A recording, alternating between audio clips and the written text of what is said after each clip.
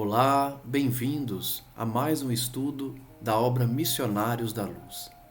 Estamos no nosso estudo de número 16, tratando das experiências de André Luiz na espiritualidade, especialmente quanto às lições relacionadas ao espiritismo, no contato do mundo espiritual com o mundo físico, especialmente por meio dos médiuns. No último estudo, nós acompanhávamos a palestra do Alexandre, mentor de André Luiz, mentor dos trabalhos de Nosso Lar junto à Terra em relação aos médiuns e às suas dificuldades. Alexandre então tratava de como nós ainda estamos vinculados à nossa animalidade. Persistimos numa vinculação com o reino animal no sentido de vazão às nossas paixões. Ele diz que nós somos a coroa espiritual da Terra, que fomos presenteados pelo Senhor do Universo, carregando esse facho de luz divina que todos trazemos no íntimo. O raciocínio clareia a nossa mente, as nossas consciências, o que nos separa justamente dos animais. E os nossos irmãos mais velhos, consubstanciados nas entidades de intensa luz, nos convidam diariamente para desfrutarmos dessa companhia, dessa elevação e na busca da elevação espiritual, do progresso. Porém, conforme nós já vimos nessa obra a expressão de erros multimilenares, nós nos demoramos de forma voluntária na irracionalidade primitiva, nos assemelhando, portanto, aos animais. No campo vibratório da mente humana, ainda somos como víboras, expelindo veneno. Somos como lobos famintos, armando ciladas como raposas, com impulso voraz dos tigres, com a vaidade e com o orgulho dos leões. Alexandre, então, na parte final do último estudo, faz essa comparação da nossa conduta com o reino animal, assemelhando as nossas paixões a reações verdadeiramente primitivas no campo do sentimento. Os atributos, portanto, da divindade são esquecidos por nós e ficamos mais próximos da animalidade, desfrutando apenas das consequências do corpo carnal, do que próximos ao Cristo, próximos à divindade e, consequentemente, valorizando os poderes do Espírito. Carregamos, portanto, dentro de cada um as qualidades que Deus nos forneceu. E a partir daí, nós continuamos o estudo destacando nas palavras de Alexandre que a morte física surpreende as criaturas que cultivam esse sentimento animalizado. Eles passam, então, do plano físico para o plano espiritual. No entanto, continuam os mesmos. Essa lição é repetida aqui e nós verificamos isso em diversos trechos das diversas obras que estudamos. O ser humano muda de plano, mas continua o mesmo. Portanto, aquele que desencarna continua com os mesmos vícios, com os mesmos sentimentos, pensamentos e atitudes. Apesar da mudança do plano vibratório, a essência espiritual continua a mesma. Por isso, a manifestação mediúnica na Terra, que é o mundo de provas e expiações, é recheada de espíritos inferiores. As atividades mediúnicas estão repletas da influência negativa, inferior. E em muitas ocasiões, em vez de cultivarmos as qualidades positivas da realização da mediunidade com Jesus, permanecemos nos interesses mesquinhos, nos interesses pequenos da concorrência humana, desejando muito mais as sensações do corpo físico do que a elevação da nossa moral, da nossa espiritualidade. Alexandre diz que muitos médiuns são tomados de equívocos, de erros. Acabam escorregando no vazio da vaidade, do orgulho, e não desenvolvem a sua mediunidade, acreditando que é possível vencer o domínio pesado das vibrações grosseiras, cristalizadas nessa viciação multimilenar, muitos séculos, somente movimentando as células materiais. Então Alexandre está dizendo, muitos médiuns acreditam que por conta própria conseguirão afastar os séculos de erro que eles carregam, simplesmente pela movimentação mecânica da matéria. Então, se dedicam à tarefa mediúnica sem qualquer preparo, sem qualquer mudança íntima. Tentam atravessar as fronteiras vibratórias do corpo, do plano físico, invocando os espíritos, invocando as potências invisíveis de qualquer natureza. Vejam que Alexandre demonstra que muitos médiuns não se preocupam em evocar espíritos nobres, querem somente a manifestação mediúnica, ainda que rasteira, ainda que de espíritos inferiores. Invocam, portanto, o mundo espiritual, sem se importar com a qualidade dos espíritos comunicantes. Fazem isso para o adestramento das forças psíquicas, como um homem leviano que exige orientadores ao acaso. Alexandre compara então os médiuns que não vigiam, que não oram, que não se preparam, a indivíduos que estão pedindo professores a qualquer um. Exigem orientadores ao acaso, em plena multidão.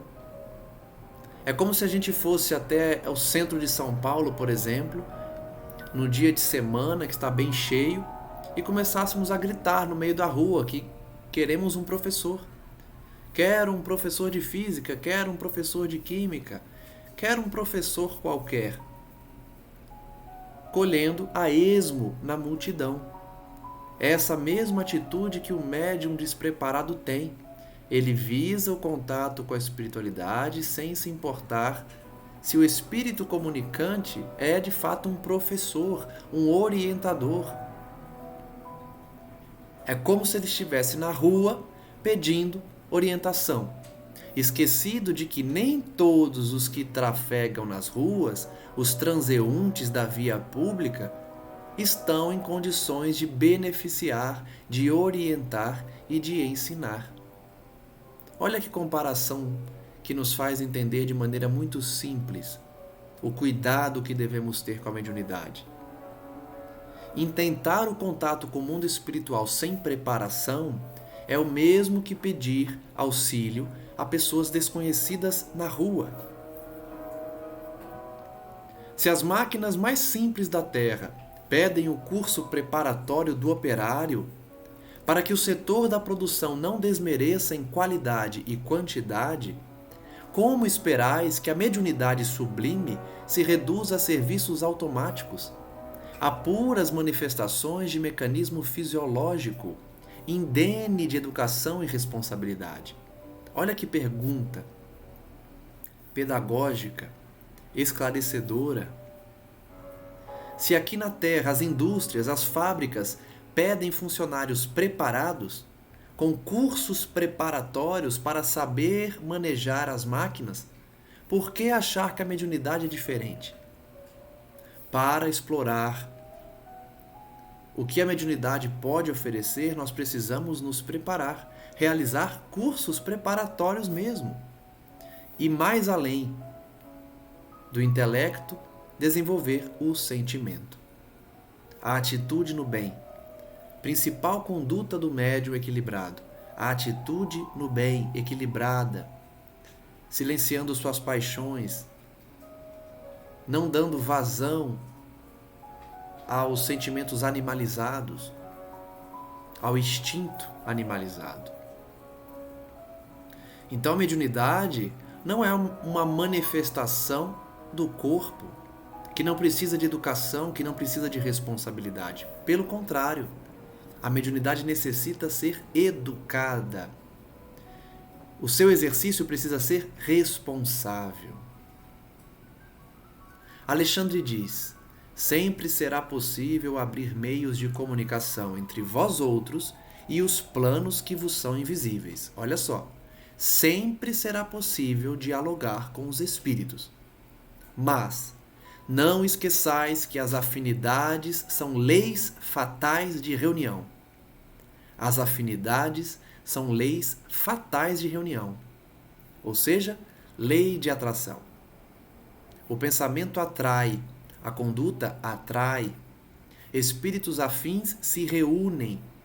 Afim no sentido de mesma conduta, mesmo pensamento, mesmas ideias, mesmas opiniões. Então, o contato com a espiritualidade é livre, porém, não se esqueçam de que os semelhantes se atraem. É uma lei fatal, a lei da afinidade.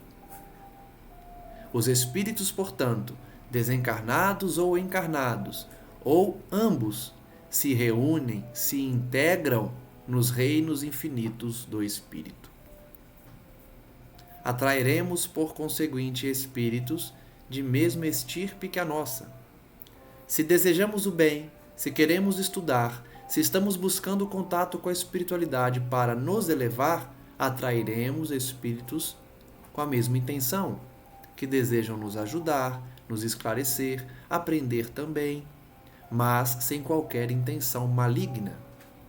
Da mesma forma, se buscamos a mediunidade apenas para satisfazer a curiosidade, para fazer o mal a outras pessoas, para nos privilegiar no mundo, atrairemos espíritos iguais, que estão no plano espiritual, mas que ainda estão vinculados à Terra, que ainda querem benefícios, privilégios, querem dominar, querem ser bajulados. Então devemos ter imenso cuidado com a mediunidade, preparando, educando, realizando cursos, estudos e principalmente, como eu já disse, valorizando a conduta no bem. Sem os valores da preparação, encontrareis irremediavelmente a companhia dos que fogem aos processos educativos do Senhor. O médium que não se prepara encontrará somente espíritos que fogem do processo educativo. O médium que não tem responsabilidade, que não usufrui das bênçãos da responsabilidade, encontrará também espíritos irresponsáveis como ele. A lei de afinidade é categórica, é fatal nas palavras de Alexandre. Atrairemos sempre espíritos semelhantes a nós. Com essa informação, não pensem que os mentores estarão longe de nós por sermos imperfeitos. O que Alexandre está tratando aqui é da atração pela sintonia. Por mais que estejamos em erro, os nossos mentores estarão conosco, mesmo que distantes fisicamente, estarão em pensamento, vigiando, nos observando, esperando que nós entremos em sintonia com eles. O que está Alexandre a tratar aqui é da lei de sintonia. Atrairemos conforme o nosso pensamento, a nossa conduta, a nossa intenção. Ele prossegue: objetareis que o fenômeno é indispensável no campo experimental das conquistas científicas. Ou seja, ele está dizendo, muitos vão dizer que a mediunidade é necessária, é indispensável para conquistas científicas. É preciso experimentar a mediunidade para avançar na ciência da mediunidade. Essas pessoas dizem ainda que o inabitual deve ser convocado a favorecer novas convicções, atualizando, portanto, os ensinamentos dos espíritos. Entretanto, qual a resposta que Alexandre vai dar para essas pessoas? Somos dos primeiros a reconhecer que os vossos caminhos na crosta se desdobram entre fenômenos maravilhosos. Então, os fenômenos já ocorrem na Terra, seja pelo movimento da natureza, seja pelo exercício da mediunidade santificada, isso já ocorre na Terra, esses fenômenos maravilhosos. Ele então pergunta: já resolvestes, por acaso, o mistério da integração do hidrogênio e do oxigênio na gota d'água? Então, para aqueles que acham que pela mediunidade a ciência se desenvolverá, que é necessário explorar a mediunidade, Alexandre está perguntando: vocês já identificaram, já solucionaram o mistério da integração da molécula de hidrogênio com a de oxigênio na gota d'água? Explicastes todo o segredo da respiração dos vegetais? Por que disposições da natureza viceja a cicuta que mata ao lado do trigo que alimenta? Então ele está nos pedindo para refletirmos, para pensarmos. Se estamos buscando respostas pela mediunidade, por que ainda não resolvemos questões básicas da nossa ciência que já é conhecida? Já conseguimos explicar todas as propriedades que movimentam a natureza, a respiração das plantas, a ação do veneno, a ação do trigo que alimenta? Que dizeis da haste espinhosa da terra oferecendo a flor, como graciosa taça de perfume celeste? Solucionastes todos os problemas biológicos das formas físicas que povoam o planeta nas diversas espécies? Então são várias perguntas para mostrar a nossa pequenez. O quanto a nossa ciência ainda não avançou o suficiente para tentar buscar outras respostas mais complexas. Ele faz inúmeras perguntas para que nós atestemos por conta própria o quanto ainda precisamos desenvolver a nossa ciência antes de buscar a mediunidade como um meio de avanço científico. Qual a vossa definição do raio de sol? Pergunta ele. Vistes alguma vez o eixo imaginário que sustenta o equilíbrio do mundo? Olha só, percebam como ele já tem essa visão. Ele consegue enxergar. Ele consegue enxergar o eixo que sustenta o equilíbrio do mundo, porque ele é um espírito superior. Mas nós aqui na Terra, inferiores como somos, ainda estamos tentando decifrar os primeiros mistérios da natureza. Ainda não conseguimos enxergar o eixo que sustenta o equilíbrio do mundo. Então ele diz, depois de fazer todas essas perguntas, ele diz: se semelhantes fenômenos de caráter permanente na crosta não despertam as almas adormecidas, fornecendo-lhes a legítima concepção da existência de Deus, como esperais destruir a rebeldia milenária dos homens, exigindo espetáculos prematuros de manifestações da espiritualidade superior? Olha que pergunta! E essa pergunta responde, apesar de parecer contraditório, a pergunta de Alexandre responde a principal questão que os céticos colocam contra o espiritismo, que é a ausência de produção mediúnica em laboratório. Para que a ciência humana possa observar a mediunidade, fazer as suas constatações, repetir quantas vezes forem necessárias o fenômeno para dar credibilidade. Muitos cientistas, céticos, ateus, ou que apenas duvidam do mundo espiritual, irão dizer que não aceitam o espiritismo porque não se reproduz essa ciência em laboratório. Não se repete conforme a vontade dos indivíduos. Primeira resposta que os espíritos dão: eles não têm qualquer interesse em convencer os céticos. Eles têm outras ocupações, não ficarão à mercê da vontade dos cientistas para produzir fenômenos mediúnicos, apenas para convencê-los. Eles não têm qualquer interesse nisso.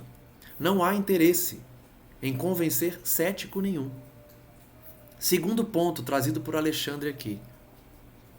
Se o movimento da natureza, do universo, dos planetas, das estrelas, dos inúmeros corpos celestes, do micro até o macro, não conseguem ser explicados pela ciência humana, como achar que a manifestação mediúnica produzida conforme a vontade das pessoas irá convencer o rebelde? Os espetáculos prematuros que ele chama aqui, das manifestações dos espíritos superiores, não seriam suficientes para convencer a ninguém. Porque a pessoa já tem uma ideia pré-concebida, não acredita e ponto final. Não interessa se espíritos superiores se manifestem. Ele não acreditará, ele colocará sempre um defeito, um obstáculo, um porém. Então Alexandre responde de forma categórica. Se nós, na nossa ciência ainda tão limitada, não reconhecemos a existência de Deus, a presença de Deus na natureza, nos detalhes da fotossíntese de uma flor, de uma planta, na propriedade química do veneno e ao mesmo tempo do alimento, que pode matar, que pode curar, se nós não enxergamos Deus nas manifestações da natureza que são perfeitas, como acreditar que a manifestação mediúnica convenceria os rebeldes? Segundo Alexandre, qualquer manifestação da espiritualidade superior para convencer rebeldes seriam espetáculos prematuros. Não está na hora ainda. Senão ele não colocaria a expressão aqui prematuro, espetáculos prematuros. Prematuro porque viria antes da hora. Como o bebê que nasce antes da gestação completa, prematuro.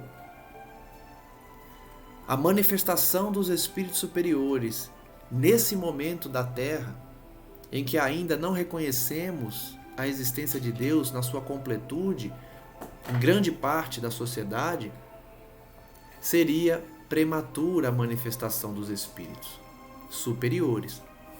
E ainda assim, eles se manifestam por meio de médiuns qualificados, médiuns que têm por norte a conduta cristã, seguem a Jesus, manifestam espíritos superiores. E qual é a reação dos céticos? Não acreditam em nada. Chamam Chico Xavier de charlatão, de enganador, de feiticeiro. Divaldo Pereira Franco e tantos outros médiuns pegam o exemplo de médiuns que faliram e generalizam como se todos os médiuns fossem desequilibrados. Como João de Deus, um exemplo mais recente, um médium que veio com a missão e falhou nessa missão.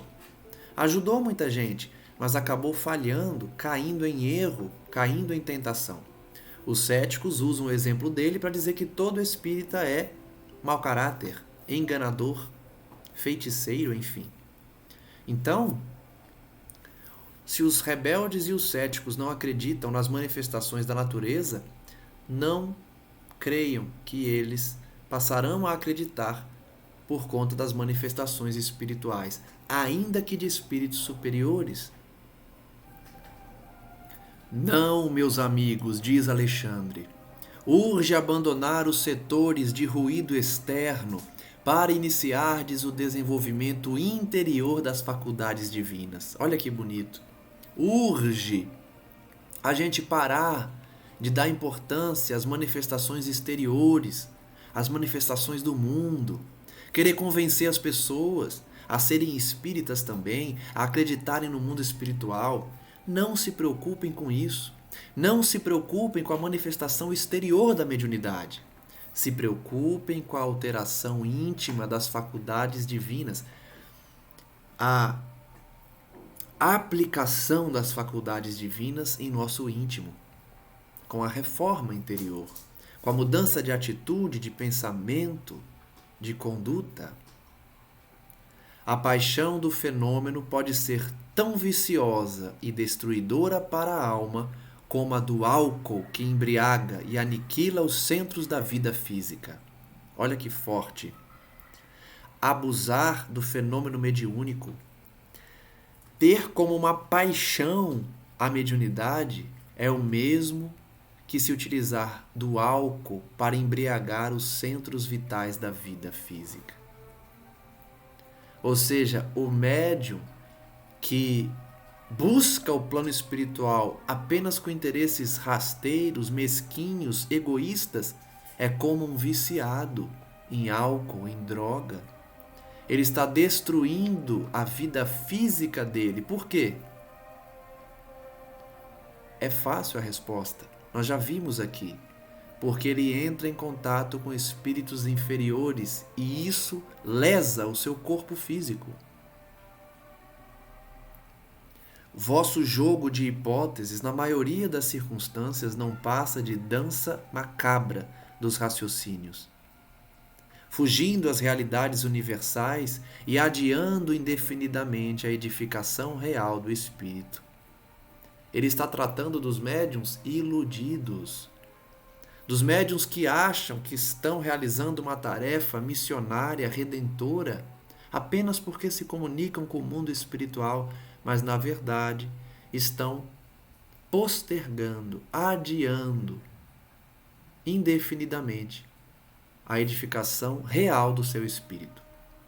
Porque o exercício da mediunidade, por si só, não é desenvolver os valores do espírito. Porque há médiuns que se comunicam apenas com espíritos rasteiros, espíritos inferiores, espíritos maus. Então o exercício dessa mediunidade está viciada, apaixonada, e está lesando o corpo físico do médium, está endividando ele perante essas entidades perversas, e ele não está se edificando em espírito. Por isso que não basta somente exercer a mediunidade. É necessário que a mediunidade seja exercida com responsabilidade, depois de ser educada, depois do preparo devido. Concordamos convosco em que a experimentação é necessária. Então, o argumento de que a mediunidade precisa ser exercida para avançar nos temas científicos é verdade. É procedente essa colocação. Alexandre concorda com ela. Nós precisamos experimentar a mediunidade para a pesquisa, para o avanço. A pesquisa intelectual é o ponto de partida dos grandes empreendimentos evolutivos, olha só. Quem busca a mediunidade para estudar, na parte intelectual, está contribuindo para a evolução. A curiosidade respeitável é mãe da ciência realizadora. Todo cientista é curioso por natureza. Todo inventor é curioso. E a curiosidade que respeita a origem do que se está estudando é mãe da ciência realizadora, ou seja, nasce com a curiosidade e irá dar o fruto da ciência que realiza, que descobre, que inventa. Então, utilizar a mediunidade como uma plataforma de elevação intelectual não tem problema nenhum. É recomendável, inclusive. Todo e qualquer processo de conhecimento exige campo de observação e trabalho, como a gente vê na ciência convencional. Observação, repetição e trabalho. Todo material didático traz o estudo, a observação e o trabalho, nas escolas mais simples. Então Alexandre concorda. Quem quer estudar mediunidade na parte intelectual, para desenvolver a ciência, para obter respostas de curiosidade sadia, ok, perfeito. Entretanto, urge reconhecer que os elementos de aprendizagem não devem ser convertidos pelo aluno em meras expressões de brinquedo ou entretenimento.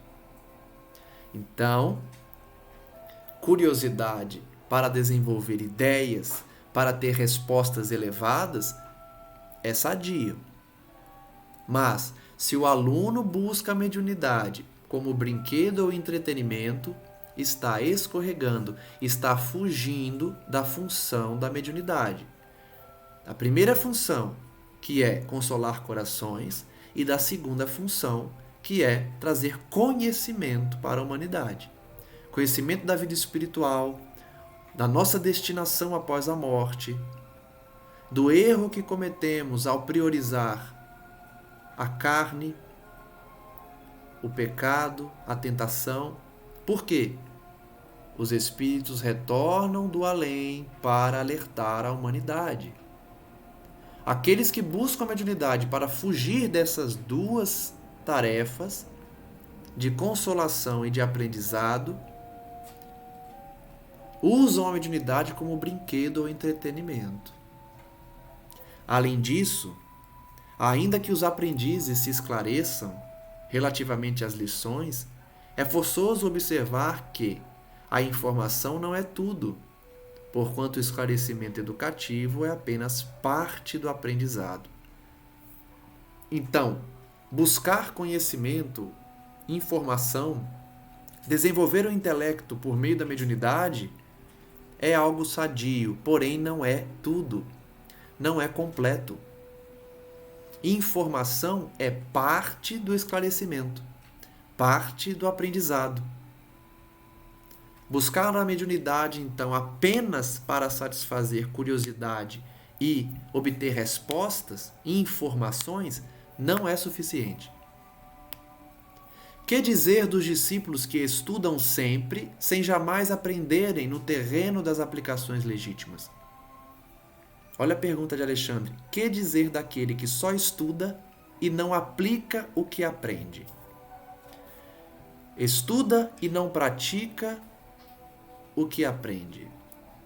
Que dizer dos companheiros portadores de luzes verbais para os outros, que nunca se iluminam a si mesmos? Olha a importância de falar, mas principalmente de fazer.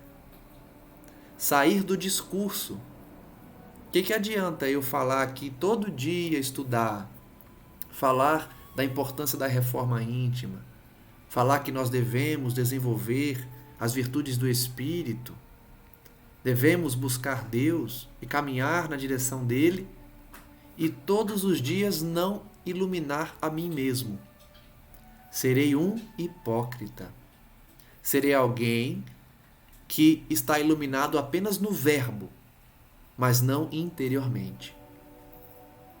Por isso é importante a função do doutrinador, ou dialogador, como prefira chamar, do palestrante, ou expositor espírita, ou de qualquer religião, do representante da religião, seja no catolicismo, no protestantismo, em outras religiões, já que o espiritismo não tem um representante na Terra.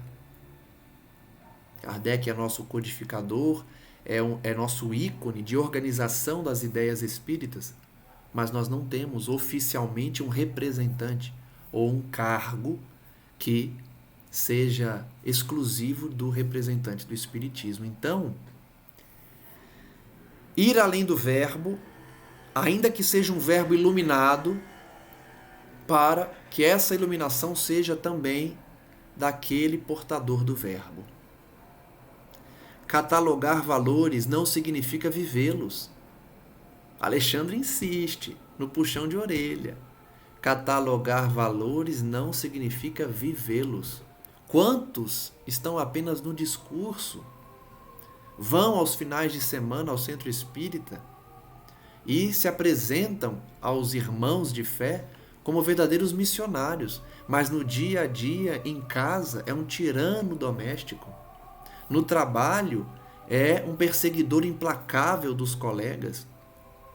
É uma pessoa sem paciência, uma pessoa que explode por qualquer motivo, que humilha, que diminui o outro. De que adianta catalogar valores, mas não vivê-los? Ensinar o caminho a viajores não demonstra conhecimento direto e pessoal da jornada. Olha outro exemplo para facilitar o entendimento. Pegar um mapa e mostrar para as pessoas qual caminho elas devem seguir não é o mesmo que trilhar esse caminho pessoalmente, como um guia que vai à frente do grupo que está viajando. Então, ensinar o caminho não é o mesmo que conhecer esse caminho pessoalmente. Alexandre diz: há excelentes estatísticos que nunca visitaram as fontes originais de seus recursos informativos. Ou seja, pessoas que catalogam, que relacionam, que produzem relatórios de dados, mas nunca foram até o local onde estão esses dados, essas informações. São excelentes estatísticos, montam esquemas, montam gráficos, mas com as informações que chegaram até eles. Muitos não visitam as fontes originais desses recursos de informação. Alexandre diz que também há geógrafos que raramente saem do lar. Pessoas que conhecem a geografia a fundo, mas não saem de casa. E aqui ele não está condenando, tá? Ele só está dizendo que tem pessoas que conhecem a letra, mas não conhecem a prática. Ele está se referindo à pessoa que estuda o Evangelho, que fala do Evangelho, que prega o Evangelho, mas que não pratica o Evangelho. A semelhança do geógrafo ou daquele que recolhe informações, do estatístico, e que não sai de casa, não visita as fontes ou o objeto de estudo. Referimos-nos a semelhantes imagens para fazer-vos sentir que, se é possível manter atitudes dessa ordem no campo limitado da curta existência na crosta, não se pode fazer o mesmo no reino infinito da vida espiritual. Olha o alerta de Alexandre. Se aqui na Terra nós podemos agir dessa forma, falar e não praticar, no mundo espiritual a gente não consegue. Ele é claro, não se pode fazer o mesmo no reino infinito da vida espiritual. Por quê? Lá, os círculos nos círculos que vivemos desde agora, apesar da nossa condição de criaturas ligadas aos veículos inferiores, o reino verdadeiro, o lar verdadeiro é o mundo espiritual. Então, ainda que estejamos temporariamente aqui, a regra que realmente vale é a regra do mundo espiritual. Lá não adianta ser verbo e não ser atitude. Porque se a pessoa é somente verbo na espiritualidade, a sua atitude, o seu pensamento, a sua intenção irá arrastar esse indivíduo às zonas que coadunam com o seu pensamento. Aqui na Terra a gente consegue fingir. Aqui na Terra a gente consegue morar num determinado local independentemente da nossa intenção, do nosso pensamento, da nossa atitude íntima. No plano espiritual, não. A pessoa que no plano espiritual é hipócrita, é má e finge ser boa, ela não conseguirá viver numa colônia, por exemplo. Numa colônia espiritual. Porque lá não dá para fingir. O indivíduo pode até fingir, mas ele não conseguirá adentrar em locais que outros indivíduos têm uma vibração mais elevada. Então essa lição é muito importante. Na Terra nós conseguimos, no plano espiritual nós não conseguimos fingir ser algo que não somos. Alexandre diz: mediunidade não é disposição da carne transitória, e sim expressão do espírito imortal. A mediunidade ela não está disponível ao nosso corpo físico, ela é uma expressão do espírito.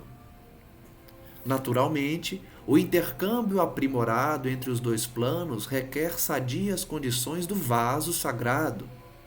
E aí eu me lembro novamente da página de Emmanuel, intitulada O Vaso, que gravamos já no canal, se referindo justamente ao corpo físico.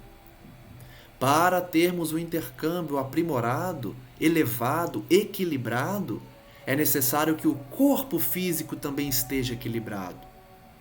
Ele está ensinando aqui que o que vale mesmo é a expressão do espírito, porém, o corpo também precisa estar equilibrado. O corpo é o vaso sagrado de possibilidades fisiológicas que Deus nos confiou para a santificação. É justamente o trecho do Evangelho que Emmanuel comenta no livro Vinha de Luz. Santificar o vaso, o corpo, através do equilíbrio na alimentação, na bebida, nas questões sexuais, nas questões sentimentais, equilíbrio. Então o médium, para ter um intercâmbio de qualidade com a espiritualidade superior, precisa trazer tanto o espírito quanto o corpo equilibrados. Todavia, o corpo é instrumento elevado na mão do artista, que deve ser divino. O corpo deve ser divino, um instrumento elevado. Se aspirais ao desenvolvimento superior, abandonai os planos inferiores. É simples, eu falo aqui várias vezes. O conselho dos espíritos superiores é simples. O que é difícil é colocarmos em prática o que aprendemos, porque o aprendizado é fácil. Olha que frase simples de entender. E que se a gente seguisse, estaríamos libertos da carne. Se aspiramos ao desenvolvimento superior, abandonemos os planos inferiores. Simples. Para se elevar, basta abandonar o plano inferior. O problema é, como que se abandona o plano inferior? Silenciando nossas paixões, abandonando atitudes muitas vezes seculares, milenárias, de erro, de viciação, cultivando a oração diária, a conduta no bem.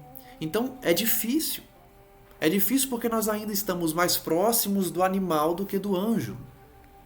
Então, apesar de ser simples o entendimento, para elevarmos é só distanciar do inferior, a prática é difícil. Porque nós ainda somos muito falhos. Porém, é como sempre digo também, o importante é a decisão a ser tomada. Todos chegarão, algum dia, numa decisão que não mais voltarão ao erro. Tomarão uma decisão e, a partir de então, não mais cairão. Se pretendemos o intercâmbio com os sábios, cresçamos no conhecimento, valorizando as experiências, intensificando as luzes do raciocínio. Alexandre, então, está dando o roteiro para nos comunicarmos com entidades de luz. Se querem se comunicar com sábios, cresçam no conhecimento, valorizem as experiências e intensifiquem as luzes do raciocínio. Tarefa também difícil, mas possível. Se aguardais a companhia sublime dos santos, santificai-vos na luta de cada dia, porque as entidades angélicas não se mantêm insuladas nos júbilos celestes e trabalham também pelo aperfeiçoamento do mundo. Olha que informação. Primeiro ele diz, se você quer entrar em contato com espíritos sábios, valoriza as experiências, ilumina o seu conhecimento, pratica o que aprende. Ele continua, se você quer se comunicar com espíritos santos, com espíritos de luz, santifica tuas atitudes a cada dia, na luta diária. Santificar. Por quê? Essas entidades angélicas, esses santos, eles se preocupam com o aperfeiçoamento do mundo.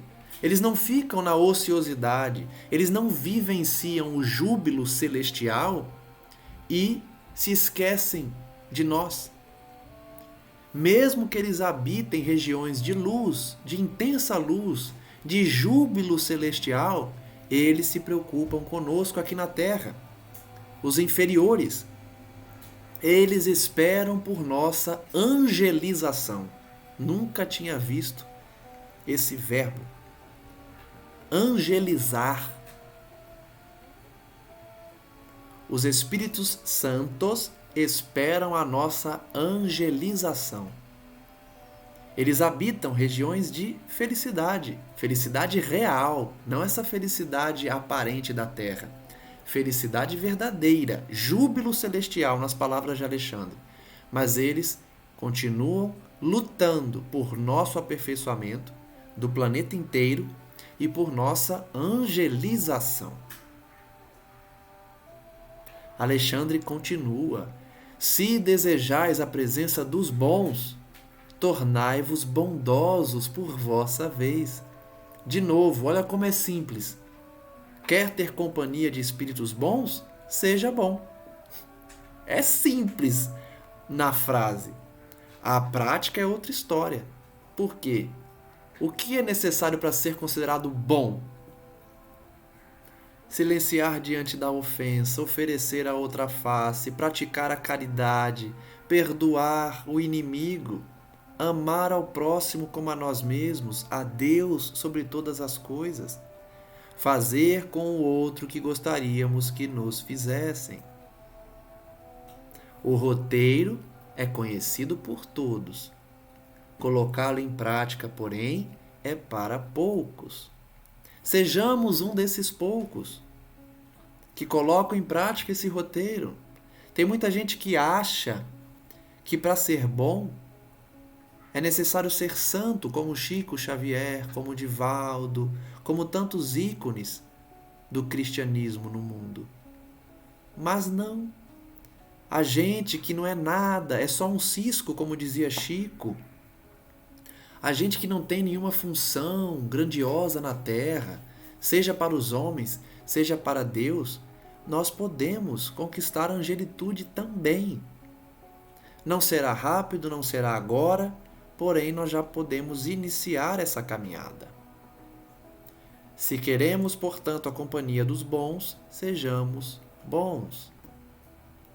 Sem afabilidade e doçura, sem compreensão fraternal e sem atitudes edificantes, não podereis entender os espíritos afáveis e amigos, elevados e construtivos. Olha que raciocínio perfeito e simples. Por que nós não conseguimos ter um intercâmbio com espíritos de luz? Porque a gente não consegue sequer entender eles. Para entendê-los, nós precisamos ser pelo menos semelhantes a eles, buscando ter afabilidade, doçura, atitude edificante. Como que a gente quer conviver com o Espírito Santo, com o Espírito de luz, se as nossas condutas são de espíritos rasteiros? A gente vai conviver com o Espírito rasteiro, porque a nossa conduta é semelhante a deles. Então a fórmula é muito simples, não é uma fórmula matemática complexa, é uma fórmula simples, como 1 mais 1. Se queremos desfrutar da companhia de espíritos superiores, sejamos superiores. E aqui não é uma antecipação da angelitude, não é isso. É pelo menos tentar ser como eles, demonstrar sinceramente que temos a intenção de ser como eles. Isso basta para ter a companhia ou ao menos a inspiração deles. Se não seria razoável encontrar Platão ensinando filosofia avançada a tribos selvagens e primitivas, nem Francisco de Assis operando com salteadores, não será admissível a integração dos espíritos esclarecidos e santificados com as almas rigorosamente agarradas às manifestações mais baixas e grosseiras da existência carnal. Olha que forma simples e fácil de entender. Ele está dizendo, se nós não vamos encontrar Sócrates, né? Platão, se nós não vamos encontrar Platão ensinando filosofia avançada a uma tribo, porque a tribo não vai entender, e se for primitiva, vai assassinar, inclusive, o Platão, nós também não vamos encontrar Francisco de Assis andando com salteadores. Da mesma forma que a gente não vai encontrar esses absurdos ou indivíduos santificados junto a indivíduos ainda primitivos, nós também não poderemos nos integrar a espíritos esclarecidos e santificados enquanto estivermos agarrados às manifestações rasteiras, grosseiras da existência carnal. E pode parecer um absurdo que existam pessoas que vivem na maldade, mas querem ser assessorados por espíritos de luz. Mas isso acontece muito, todos os dias. Inúmeros e inúmeros médiuns que estão vinculados a espíritos rasteiros, mas querem ser assessorados por espíritos de luz.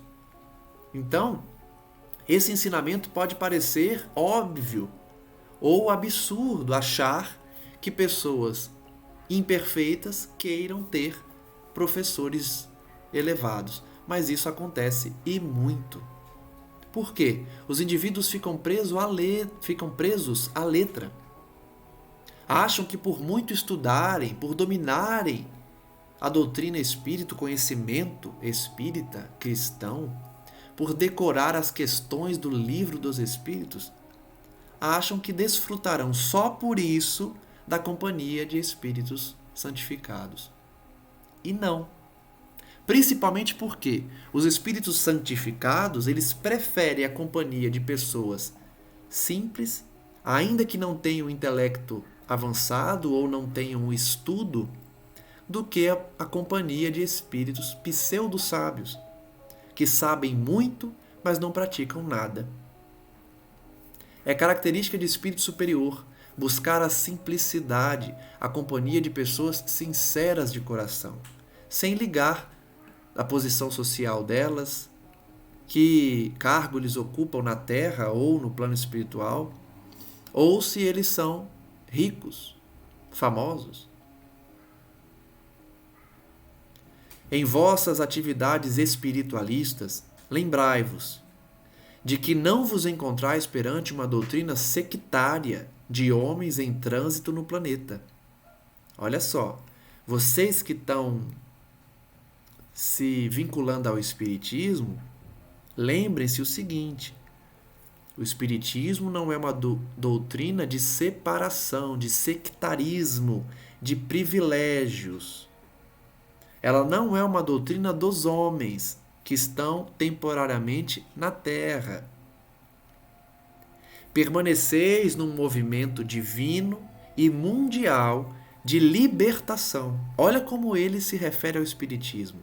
Movimento divino e mundial de libertação das consciências. Conceito de Espiritismo para Alexandre. Movimento divino mundial de libertação das consciências. Isso é o Espiritismo. Muitos querem que o holofote estejam voltados para eles.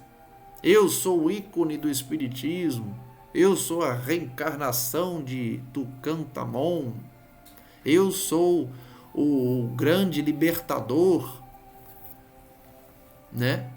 Sendo que o movimento espírita é um movimento mundial para libertar consciências, numa revelação sublime da vida eterna e de valores imortais para todas as criaturas de boa vontade. Criaturas de boa vontade. Por quê? Porque muitos não estarão de boa vontade, serão os céticos, os cientistas, os estudiosos, intelectuais, que não aceitam as verdades da imortalidade, eles não estão de boa vontade. Então o Espiritismo não é para eles. O Espiritismo visa libertar consciências, revelando a vida espiritual, demonstrando a eternidade do ser e da construção dos valores imortais. Os valores imortais são os valores da alma, do espírito, os valores do sentimento, aqueles que nós levamos quando morremos. Os valores da terra não são imortais. Nós não levamos para o mundo espiritual e eles morrem, eles definham, eles são destruídos ou mudam de mãos.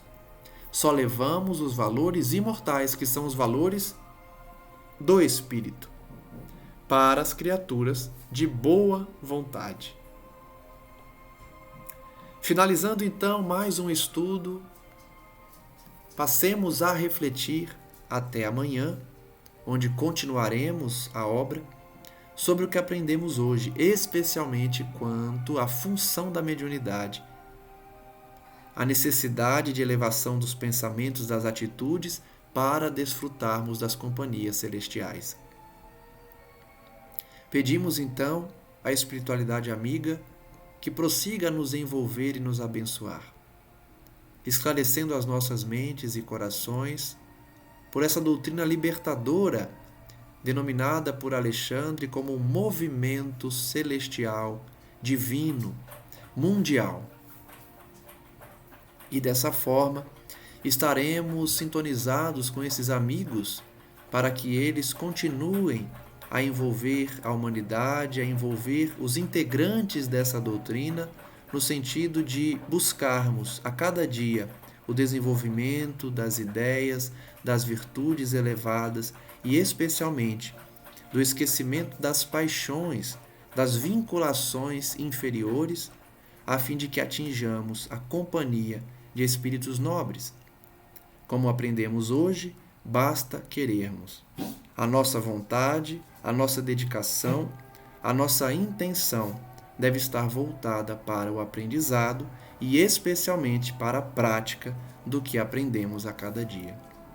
Por isso agradecemos a Jesus, nosso mestre, nosso guia, nosso grande mentor, irmão mais velho, amigo, que deseja o nosso bem, apesar de habitar regiões celestiais, pensa em nós, se dedica a nós e se preocupa com a nossa elevação. Graças damos ao nosso Senhor hoje e sempre, e que assim seja.